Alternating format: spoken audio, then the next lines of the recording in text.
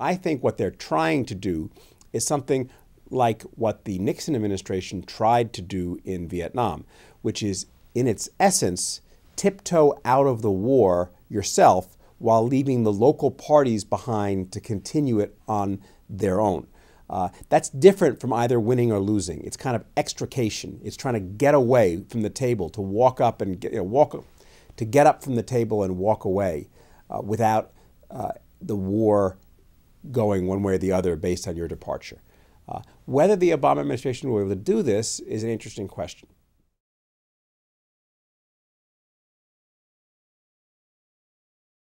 Withdrawal doesn't mean end all involvement with Afghanistan or the conflict there. It means get out of the ground combat and bring the bulk of your forces home so that the public doesn't really care about this small commitment you have remaining.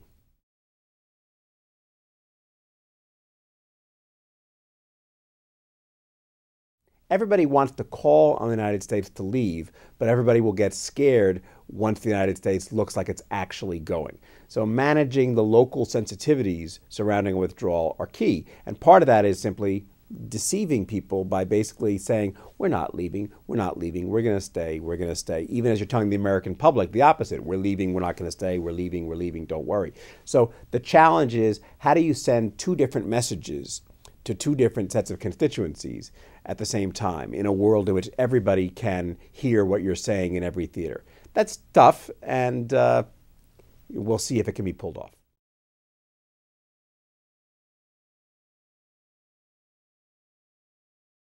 Essentially, the war on terror will be seen in retrospect as a diversion from more urgent and important long-term trends in American foreign policy, the rise of China, fiscal sustainability, the general progress towards a stable liberal order, what some people have ultimately called a post-American world, and transitioning from here to there. It'll be seen as an overreaction to legitimate threats. There were important threats both in Iraq and in Afghanistan and vis-a-vis terrorism. They weren't as linked and cohesive as the Bush administration portrayed them as being. They weren't as urgent as they were portrayed, except for jihadist terrorism. And they didn't require the massive investment in time, effort, military expenditures, and so forth that were ultimately deployed to them. So now that we're winding all that down, the lasting problems of American foreign policy, not just in the region, but in the globe beyond, are going to reassert themselves.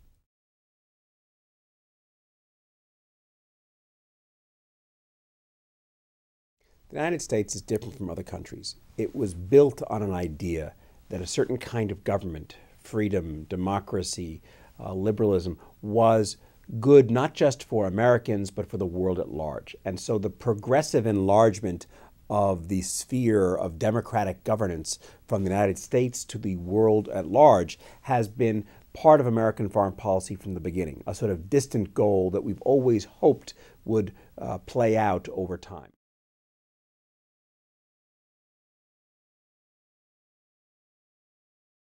The debate in American foreign policy historically has not been about whether democracy promotion is a good thing, but simply how actively to do so. Ever since the founding, the United States has wanted to see other countries and other peoples gain the benefits of free representative institutions. And it's believed that would be good for them, it would be good for the world, it would be good for the United States. And so it's wanted to see those institutions and values spread. The only question is how actively, how aggressively, and how much time and effort and money should we spend.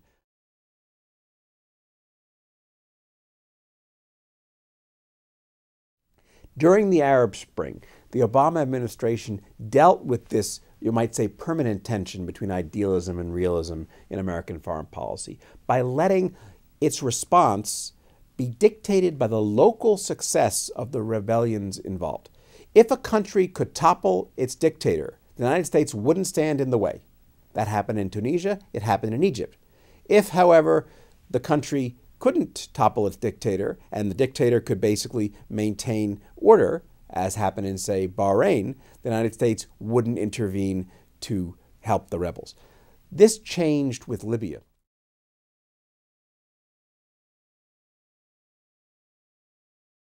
The great logjam in Middle Eastern politics, the frozen nature of the regional system, which has been stuck in sclerotic tyranny for decades, has finally been broken and is starting to crack.